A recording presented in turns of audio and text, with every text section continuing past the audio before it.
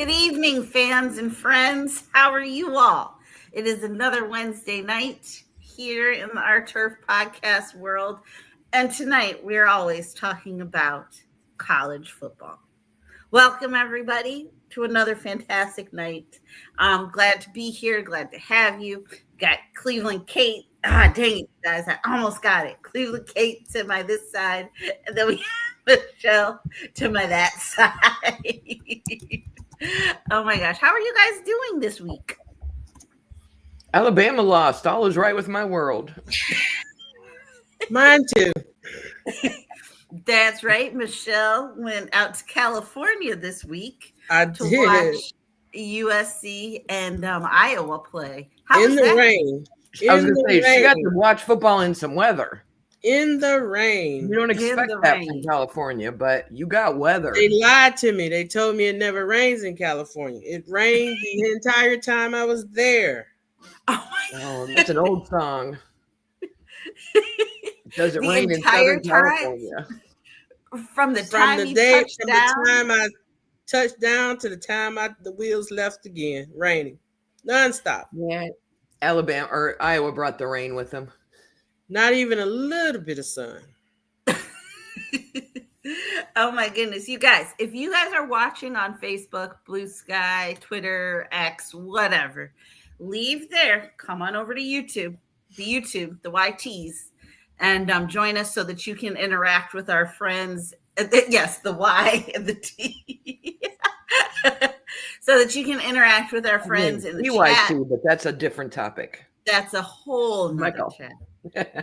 We have our friend Kristen. Hi, Kristen. Hi, Kristen. Big Kristen Red is here. Hey, Big Red. Big Red in his house. How you doing, Big Red? Oh my goodness. And he wants, now see, this is strange. He wants to talk about any team but South Carolina because they are an embarrassment. I don't know that that's fair.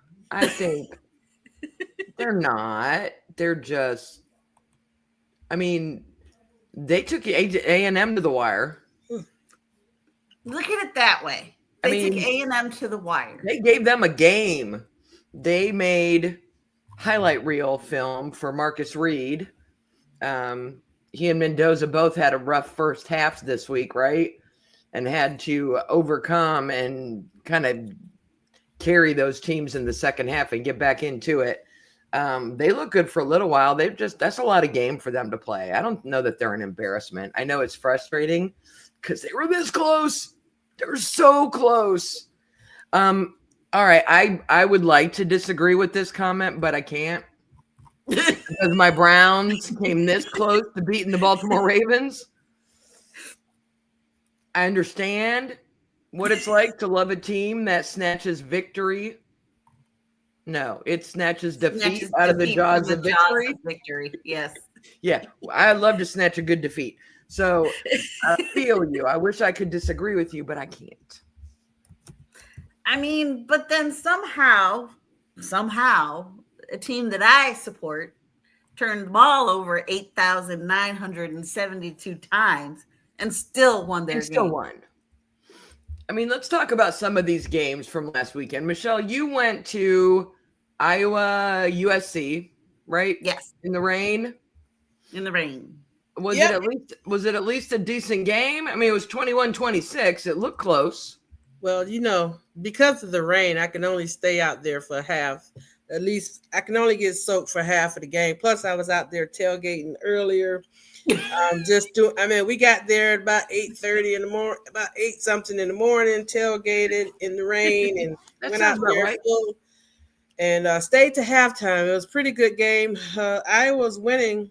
Iowa was doing whatever they wanted to do in that first half before I left, and then I went home and turned the TV on, and here comes USC. They started coming back, and they were able to pull it out. So, good game. There was a lot of that this weekend. Iowa led 21-10 at the half and did not score another point. Correct. Wow. You'd think those Iowa boys would play better in weather. Like, they get rain and snow and stuff, and those California young men are just looking for sunshine. But I mean, did USC just make better halftime adjustments, you think? They came out and they start being able to move. Their quarterback was a little shaky, just missing a few wide open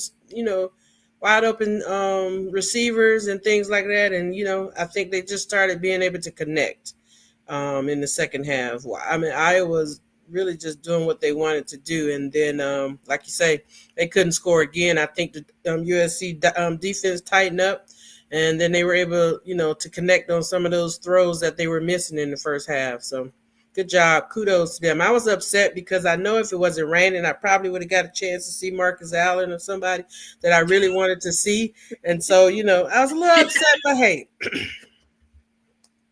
That is true. That is true. You I was probably going to be a fan girl. I don't get to do that often, so I wanted to do that. Oh, wow. I don't think I've ever seen Michelle fangirl. Because I'm usually working and you can't do it.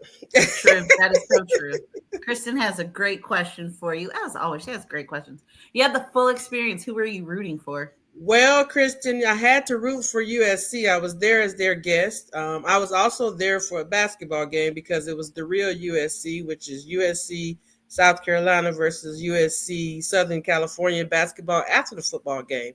And so, I had my USC stuff on earlier, and then I took it off for the basketball game. Since I'm a South Carolina season ticket holder, I can't go in there with the USC stuff on. Oh, wow. That's so cool. I'm so glad you got to go to that game. I am. So, but it was all about football, and it was a good experience. So good for it. And it was homecoming. So USC had to win that game. True. Yeah. It's so weird to me that they're in the Big Ten. They're 8-2 this year. They are ranked at number 16. So they're just sitting outside of the playoff picture right now. Their quarterback, Jaden Mayava, was in some of the early Heisman conversations coming into the season. I don't think he's performed as well as they kind of expected him to do. I think he's kind of let some of these other quarterbacks pass him when it comes to the Heisman conversation. But yeah, it's just, I didn't have time this week to realign the Big Ten and put some people back out west. I'll work on that are we going to do a show next week on Thanksgiving Eve? It's hard to even think about them being in the Big Ten, Yeah. Right? Pac-12 and whatever. Okay. Yeah, we need to figure out. Maybe us ladies should make a couple phone calls and tell them we'll run the Pac-12. We'll do it. We'll fix it. Let us have our teams back where they belong. Yes. Who am I going to watch late at night when I can't go to sleep? I need my Pac-12 games. Right. You need them. I think that was those West Coast Big Ten. Yeah. See, that's what I'm saying. It's like the travel, like all of that. And these kids got to pack up and go and get all extra get jet lagged and then come back and go to their classes. I know they go to their classes. Yeah. I mean, and it's the opposite way. I mean, they have to go on the East Coast and it's just a mess. Yeah. Yeah, I don't understand what they were thinking bringing those kids in. Anyway, it's just me. It's money. There were a lot of games that kind of went the way that Iowa USC game went. We talked a little bit about South Carolina against Texas A&M. South Carolina led 30-3 at the half. Yes. And did not score another point and ended up losing to A&M 31-30. Georgia Tech, sitting at 15, was tied with Boston College 14-14 at halftime. It was really even. It was a 36-34 final. But I think that was a pretty good game. Yeah, BC gave them way more than, everything they could handle and then some. I like it when teams like Boston College, the unranked teams, show up and play. I think all of us loved I loved Miami winning 41-7 over North Carolina State just because they've had too many close games lately. It was nice to see everything, firing on all cylinders. That Oklahoma-Alabama game was 17-14 at the half. Oklahoma was up, and they just stayed up for the rest of the game, ended up being close. They weren't able to do as much on offense in the second half, just putting up 2 field goals, but their defense held Alabama to 1 touchdown in the second half, which gave them that 23-21 victory.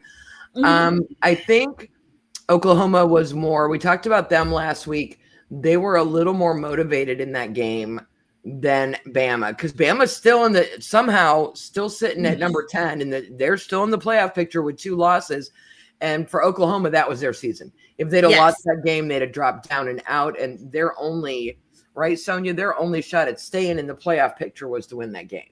Yeah, exactly. And that was, to me, like their tested game, that they had to win that game. That was definitely a must win for them. Not as much for Alabama, because as you see, they're still going to be in the top 12 as of now because they're Alabama. But Oklahoma needed that game, and they got that game.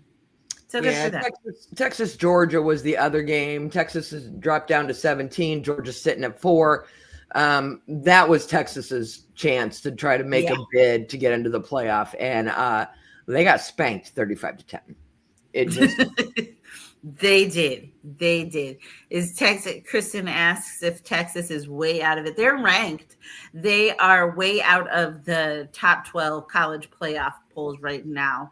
And I don't know. Let me see their schedule real quick. If they have 3 losses. There's no way. They have 3 losses. Yeah, they're not getting. You've got Georgia Tech sitting at 16 with only 1 loss. And there are arguments to be made that there are way too many 2-loss teams ahead of them. Who do we have on the bubble right now? So the top 10 runs down through Utah for the college football rankings. Miami at 13, Vanderbilt at 14. I don't know that either of them have enough on the schedule to move them up. It's more like if somebody above them loses and drops down, I think. Michelle, is the U getting into the top 12? I believe so. I mean, if you look at the college football playoffs bracket that ESPN put out, their 12 teams, that's based on the current rankings. They have Miami actually at number 11. So they have Miami probably playing Ole Miss, who will be a number 6, and Alabama and Oregon, Notre Dame versus Oklahoma, and Tulane versus Texas Tech. Tulane. Yeah. Look at Tulane getting in there. Tulane's right. They're saying Tulane is going to, because of the conference, because if they win their conference, if you win your conference, and then you get in. And so, Miami might squeeze in there. They may be the last seed, somewhere around 11 and 12, but they might be, if they win out, they may be able to squeeze in there. Yeah, I think Vanderbilt's the other bubble team. I think there's just too much SEC, too many other SEC teams ahead of them. I don't know if they can get from 14 up. Like I said, unless somebody surprisingly loses. If Notre Dame, Oklahoma, Alabama lose and get a 3rd loss, I don't know how you can let a 3-loss team in. 4 SEC teams will make it. So that right now would be A&M, Georgia, Ole Miss, and Oklahoma. Alabama's at 10. That'd be the 5th one. Ain't nobody got time. Not going to make. Alabama's going to make it because it's Alabama, and I've been saying that all along. It doesn't matter what they do. They're going to figure out a way. ATM, we know, Georgia, and probably Ole Miss. Yeah. Ole Miss going to be there. Yep. They're going to be there. Did the lack of a coach affect Virginia Tech in their loss to FSU? And will Franklin? Yeah, Franklin's going to help, I think, Virginia Tech in any way. I think so. I mean, okay, I'm sorry. Franklin's a good coach. He just hasn't been able to win the games that he needed to, but he's a good coach. So they'll probably, they'll be in the thick of things when it comes down to it. And then they'll, it's the ACC, though. It's a different conference. We'll see. I think he'll fit in fine. Agree. I think so. He can recruit. Virginia, that area has great athletes and great kids to be able to, that are athletic and play very well. So I think if he can recruit and that area for sure, and he's got kids from Penn State still. So I think he'll be all right. And I saw a meme or something of the sort. Sorry, this he'll do great because he doesn't have to play against any ranked teams. Sorry. Well, sorry. Yeah. Yes, Franklin versus Dabo should be fun. Should be fun. Both of them running down the hill. Yeah, that'll be fun. It should be something. I don't know if fun's the word I use, but it'll be entertaining for us fans to watch. There you go. Entertaining. I love it. Now, speaking of Mr. Sweeney, Coach Dabo, does he come back next year? He doesn't sound like he wants to come back. I mean, it's almost like he's fighting. I don't know who he's talking to at every press conference. Who is he fighting with? Every press conference. Like, do you? I don't know. I mean, you know how he kind of talked They about. sound like he's. I mean, I think both of them are getting tired of each other. I guess. I don't know. Agree. And that's what I was just about to say. You know, like we've kind of talked about this in the NFL, like with the Ravens or the Steelers, you know, are they getting tired of their coaches? Do they need a new environment? Is that the same with Dabo? Is he like kind of getting tired of that environment? Does he need something new? Is Clemson getting tired of him? I think that could be the case. Well, I know who is tired of him. But I won't say.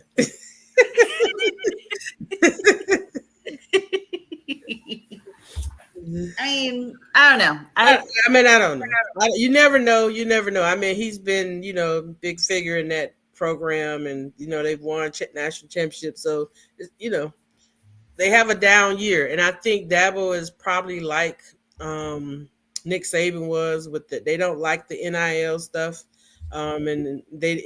He's fighting against that, and as long as you fight against that, you're not going to succeed. So you have to figure out what you want to do. Either you want to play the game or you don't. And Nick didn't want to play, so he got out of there. So I don't know what Dabo's going to do. I mean, he can go down and go to a smaller program if he doesn't want to do it, but I doubt it.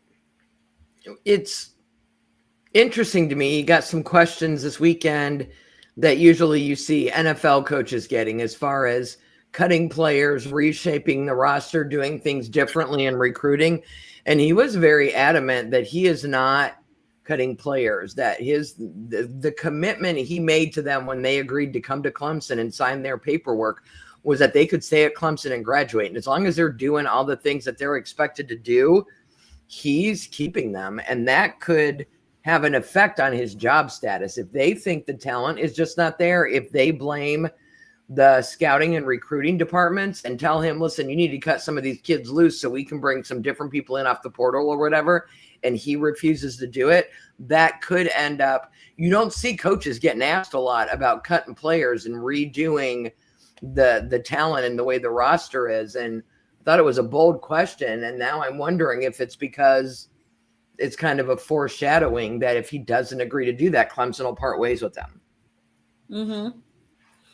It could very well be. And kind of like you said, with the Saban, I feel like he's kind of in that mindset, in that kind of game frame or mind frame, and doesn't really want to adjust, because I feel that if he did want to adjust, he could have, and he would be still in these conversations, and, Clemson would be right there.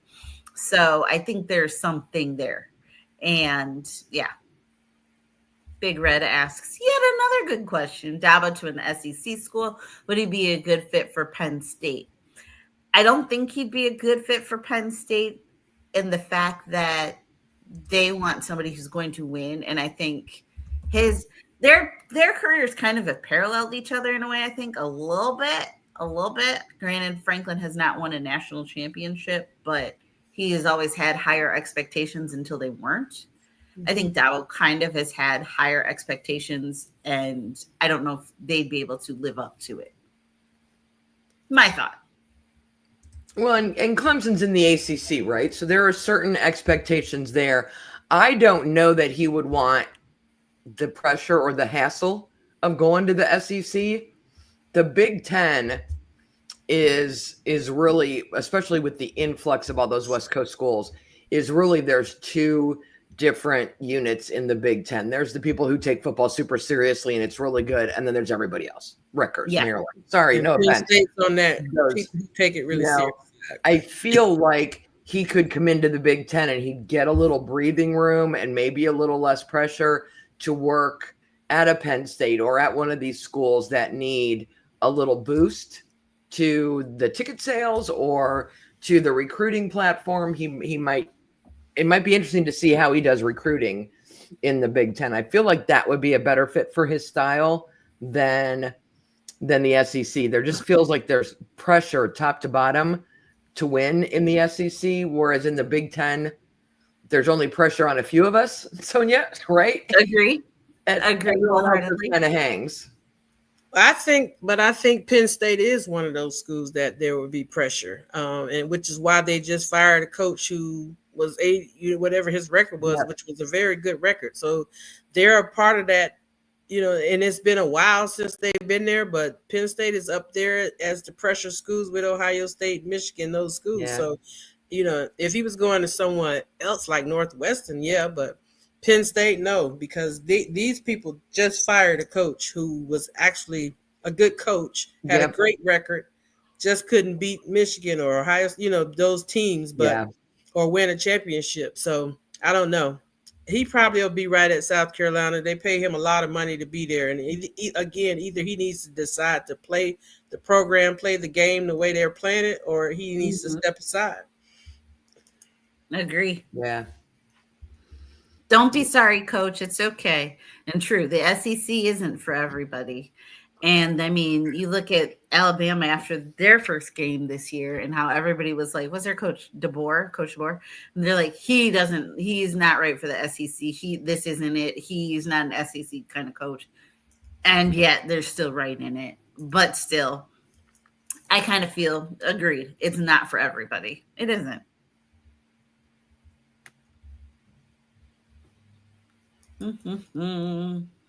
Kristen, go ahead. After chatting about it last night, I was wondering, are there any QBs in this draft who could start in the NFL and take the team from worst to at least the middle of the league? In this draft? Negative. I'm sorry. I love that. Not even worst to first. I like that mentality, though, Kristen. Not worst to first. Worst to middle. That's okay. So one of the things that we talked about on the NFL podcast last night was the quarterbacks from last year, not this current year's rookies, last year. Bo Nix and Drake May and those guys, and how well they're playing now. And it took them 2 years. Caleb Williams with the Bears, it took them some time. I think this year's draft class is like that. Even Cam Ward going number 1 has struggled in Tennessee. He needs more time. This year is full of guys with a lot of talent that are going to need a little bit of time. Dante Moore at Oregon, Fernando Mendoza in Indiana, Ty Simpson at Alabama, even Lenora Sellers at South Carolina is going to be getting drafted. Garrett Nussmeier at LSU. They are talented, taller than usual, qualified quarterbacks, but none of them are, in my opinion, are NFL ready. None of them should go number 1 because, as Lisa always tells us, if you go number 1 overall, you better be starting week 1. And I don't feel like any of these are start me up week 1 quarterbacks. I think that's most of them when they get out there, no matter how great they are in college. It's a different game once they get into the NFL, and I think it's beneficial to those. And if you look at those who have waited and who have sat, those are the ones that have prospered. The ones that have waited and they sat. It's good that you can have a great rookie season because I think it just throws them off guard because they don't have the film on you. But once they do, and by the time you get to the playoffs or near the end of the season, you notice that they play the teams a lot differently. The quarterbacks don't look as great. I mean, look at Jayden.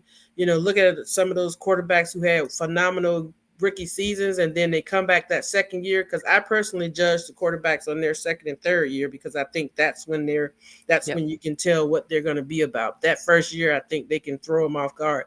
But one thing about those NFL defensive coordinators, they're going to figure out all your weaknesses and they're going to adjust to that.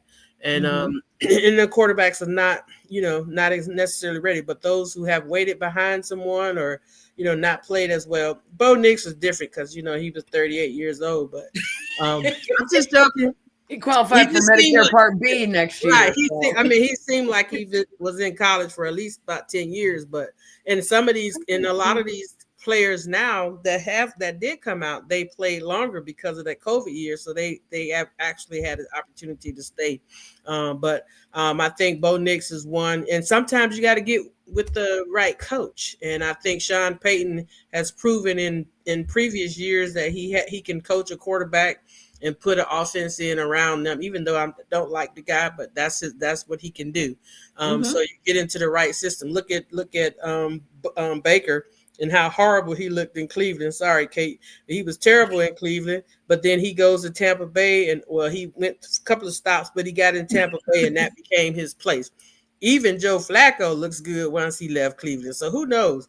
It's just the system sometimes, but I think that those quarterbacks always, to me, they need to wait. Manning wasn't that great when he got in there. That's right. Peyton was not. But he looked like he looked in Tennessee, interceptions, a lot of interceptions. Yep. Couldn't get him. So.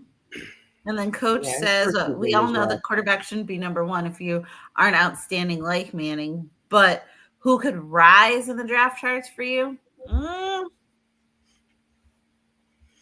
don't know. I mean, I think the Jets are probably going to take a quarterback just to be stupid, but there's an offensive tackle out of Utah, Spencer Fano, that I like a lot. Auburn has a defensive end, Keldrick Falk, who is someone that's getting a lot of buzz right now. LSU corner, Mansour Delane is someone I'm hearing a lot about. And then Arizona's got a wide receiver, Jordan Tyson, I think his name is. He is really good. We've talked about Clemson struggles, but they've got a defensive tackle, Peter Woods, who is amazing. So I think you could see 5 or 6 of the positions in the top 10, maybe even the first 6, not be quarterbacks. There are these teams that are going to be picking. We're already at a point that is in the NFL season where teams that lose this weekend will be mathematically eliminated from playoff contention. So like the mock drafts are going to start soon. And you're going to have those two. You're going to have the playoff predictors, and then you're going to have all the mock drafters for the Browns and the Titans and the Jets and the Giants, all these teams with 2 wins. Browns don't need another quarterback. We're starting Shador this week. He's going to be fine. The Giants have Jackson Dart. The Titans have Cam Ward. Like those teams that are going to be picking at the top don't need a quarterback. And I don't know that there's a team that's desperate for a quarterback that's going to be willing to trade what they have to move up. Because they can just wait and get somebody. Well, I don't think that this year's draft has that quarterback though. This year's draft doesn't have a starting quarterback. They have some backups, people that can go and be backups, but they don't have that starting quarterback. And people don't need the teams that are going to be picking won't need that quarterback. So because last year was the quarterback draft, they had the quarterbacks. There were several of them. And everybody got a pick. They at least was about 6 deep. So you had the quarterback. You get a quarterback, and you get one. Everybody had. Why would I pay you the draft? This is not the draft for the quarterback. Yeah. Why would I draft you number 1 and pay you that money when I can get you in round 2 or 3? Yeah. I mean, somebody will take one, and then it'll start a run. It's just like a fantasy football draft. Somebody takes a kicker in the 5th round, and now everybody got to have a kicker. It's crazy. But I think there is a lot of defensive, from what I can tell, a lot of defensive talent in this year's draft. Defense wins him. You know how I feel about defense. Yes, I'm laughing at Big Red that says Diego will be 45 when he gets drafted. Javier. Is the quarterback at Vanderbilt, right? Yeah. He's a quarterback from Vanderbilt. Been there how long? I'm with Big Red. Like some of these, I don't know. Is Carson Beck lose track of how long people have been playing? Is Carson Beck draft eligible, or has he got another year in him? We've entered that stage where a lot of these guys played through COVID, so they have all these extra years, and I can't keep track of how old they are. These guys in their 30s and 40s, literally, they've been there forever. But I think they'll make the better quarterbacks though, because they've played so many years that They have more experience, way more experience, way more game experience. So. And what you might get from a year like this, where those teams with the worst record are not the ones who need a quarterback, is those quarterbacks will go in the middle, late first round, and they'll go to a better team. So they may have success if they start playing early because the whole team is in a hot mess. Cam Ward went to a team that needed a whole lot of help. How long did it take the Panthers to finally get Bryce Young into a position where he looks good? They have too many holes. And so maybe this year's quarterback class is lucky in that they aren't going to go to the worst teams. They're going to go to some of the better teams, and they could sit a little bit longer than in other years because they don't have to start them week one. Yep. Exactly. And they can my grandsons, when you go into the NFL after your stellar career at Ohio State University, you don't want to go at the beginning of the first round. You want to go late first, early second, because you want to go to a team that was either in the playoffs or this close to it, because you're the missing piece. You don't want to be, if you're going top 10, you're going to a terrible team. Good luck with that. Yes, and they're going to have to build around you and take the time. And that's you what have to trust they'll do that. Yeah, exactly. Bryce Young is still in Carolina. It took them forever to get here. And I think he's done a lot of it himself, a lot of growing. I still don't know that they have all the weapons and the pieces that he needs, but he has finally learned and caught up with the NFL. And this is what, his third year? Yeah. It awful. takes a while. I had to deal with people. 15. I had to deal with people last week complaining about half of football from Shedeur Sanders. And I'm like, people, that was his first time facing an NFL defense. And you put him in the second half against the Ravens. Cut him some slack. Let's see what happens this week. They know he's going to start. It's his first time snapping the ball with the first team. Right? He had none of that. He'll have all this week to practice. I think we're in Vegas this week for the Raiders. Yep, the Raiders. Which should be winnable. And I think on the road will be easier for him than at the home crowd. And he will have all this week to get his mind set for, I'm going to start. And we'll see what we got. We'll get a little. The good thing is Cleveland. And I know we're not doing NFL, but they have two young quarterbacks. Yep. They've gotten a chance to see the first one. Now this is their opportunity, the second one. And then next year, when they go into training camp, they'll have a competition again, and they can decide who's going to start and who's going to be the backup. Period. Well, and this is, we talk about a quarterback needs his whoopee. Yes. Sanders, he was better with Travis Hunter. I get that. But if you see the right things from him in these next few games, if they let him play more than one, it helps the front office and the scouting team figure out what they need. So that when we start doing our mock drafts, we're like, all right, if Shedeur is our quarterback or Dylan Gabriel, whichever one you're going to go with, what does he need us to go get in the draft? And that's how they should be able to approach that. It's so difficult when you don't have that position locked down. When you do, you figure out what they need. Heck, the Colts figured out, Miss Carly Ursay figured out in the middle of the season what they needed there and went and got her some sauce for Indiana Jones. Thank you. She saw the name Indiana Jones that was in New York. Isn't that something? Right? But the New York Indiana Jones did show up. Yes. Recently. Yeah.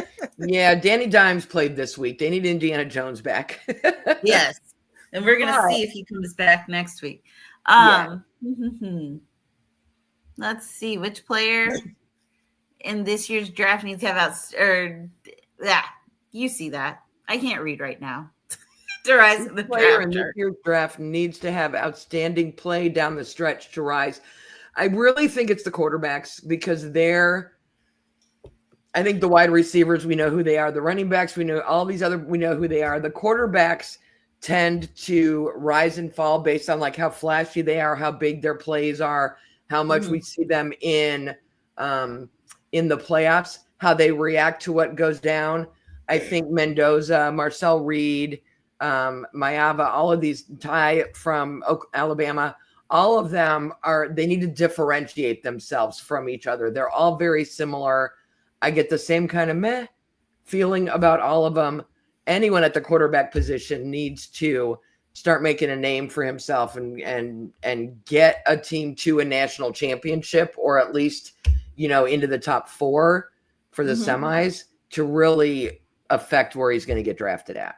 Well, I'm gonna say Carson Beck because he came back to school just for that reason, right? He put his head in the draft last year. He wanted to come back so he can get a better stock. It's not looking good, but he still has a few chances, few games left to try to get himself, try to move himself up a little bit to maybe get drafted in one of those rounds. So, I'm thinking of the question in terms of like being first overall, but you're absolutely right. He just wants to get drafted. Yeah, he just wants to be drafted. He just wants to get drafted by somebody. Yeah. He's got a couple big games left this season, and he's had some rough ones that he needs to kind of get that taste out of everyone's mouth. Don't watch that film of that game. Let's watch the film of these two games. Yeah, don't look over here. There's nothing to see over here. Watch this. Right. Yes. Yeah, he needs. I think you're absolutely right. I always forget about him. I forget that he declared and then didn't get drafted, so he just came back, which is the cool thing about the NFL. You can just come back, and so there are probably some guys who got drafted in the 6th and 7th rounds and then got cut after training camp that would have rather gone back to college for a year, gotten a little more NIL money, and then tried again next year. I wish that was an option. Unfortunately, it's not. In hockey, it is. In hockey, you can get drafted and you don't lose your eligibility. You can go back to school until they call you up. I was about to say, like baseball. Yeah, because there's 800 drafts and 800 leagues. In NFL, they don't have a developmental league. That's what the NCAA is supposed to be. Shamefully, that's what the NCAA is. So it's about time to go. Were either of you any surprises in the playoff rankings? Honestly, other than Alabama still somehow is at 10. That's not surprising. I was going to say, that's not a surprise. You knew that they were going to be there. They're not going anywhere. I know. Unless they lose again. Have this week? If they lose again, they'll get to 12. Yeah. They got Eastern Illinois. Yeah. Eastern Illinois. Georgia has Charlotte. I mean, we're at that point where ain't nobody playing nobody. However, Oklahoma's got Missouri at noon, which could knock Oklahoma. They've gotten themselves up to 8. You lose the number 23, I think you're out of the 12. And USC at 16 has number 6 Oregon. Those are our 2 ranked games. Vanderbilt's got Kentucky, which could be a trap game. Kentucky is not great, but Kentucky, Tennessee, you got that rivalry there between the southern states. And Sonia, your Wolverines got Maryland. I know Maryland is not a great team, but they have had some very good games this year. They've been very competitive this year. Michigan is very beat up and very hurt. Bryce made some wonky throws last week. He needs to get that 6 inches between his ears straightened out. If y'all lose to Maryland, I don't know what I'm going to tell you. And then you got us next week. So you kind of need to get your house in order before you face us. I'm for real this year. Like, if you guys, I'm fully expecting your team to beat mine. And I will be knocking on your boy's door being like, let's go, if that's not the case. Like, because I don't know. This is a decent team. It looked yucky last week. They were able to survive barely. But you saw some flashes last week. Like, their offense actually looked pretty good for a while. And Bryce was able to connect with Andrew Marsh and just look decent. But my God, I threw my phone so many times. My daughter and her boyfriend live with us, and he's from there. His dad went there. I put up with him wearing those colors in my house, and he is just leaving the room and coming and leaving the house and walking, doing laps around and coming back, and then just on his phone typing text to he gets so into it, and then he'll be like, "Well, we're really injured." I'm like, "I know. Why are you freaking out about this? You knew 4 weeks into the season when none of your starters were still healthy from the first week that this was not going to be your year." He still thinks he's going to beat us next week. People tell me I'm crazy because I think Ryan Day should be fired because he can't beat Michigan. I know we won a national championship last year. I would still like to beat Michigan. I understand the loss to Michigan last year is probably what motivated them to get their shrimp together to go on that playoff run that they went on. I don't care. I still want them to beat Michigan. So Agree. Saturday after Thanksgiving, November 29th is coming, right, Sonia? November 29th is coming. So no show next week because it's Thanksgiving week. Sonia and I will not be friends for most of the week. We'll send each other memes because I can't even do my usual. It's been so many days since Michigan beat Ohio State because it's only been like, 360? Like, it's not even that big number that it used to be because we ain't beat y'all in years. There are kids in this program who have never beat you. And there are kids in your program who have never lost to us. So it's gone on long enough. We need a little more back and forth. I don't like this 4 and 5 years in a row is a little much for me. I was going to say, Michelle, your Hurricanes got Virginia Tech this week. Any concerns? Should they be able to just handle business? Is it always a concern with Mario and Carson Beck? It's always a concern with what's our coach name? But it's always a concern. Super Mario. Because I told you, we lose games like this. So they have to prove it to me. I don't trust them at all. So, yeah, I need them to win this game like they won last week. They need to win convincingly so that they can make sure they get that 12th spot, 11th or 12th spot. Yeah. The better they play, the more likely they can get in. Yeah. Agreed. All righty. All right, friends. Well, it's been fun. As always, you guys take care next week. Enjoy Thanksgiving. Be safe. Stay safe. Eat all the things. Thanksgiving. Yes, eat all the things you want. Enjoy your family, friends, football, whatever y'all do. Just have fun, okay? And be safe so you can see us the week after. All right? Yeah, all right. All right. See you, ladies. All right. Take care, y'all. Bye-bye. Bye. Bye.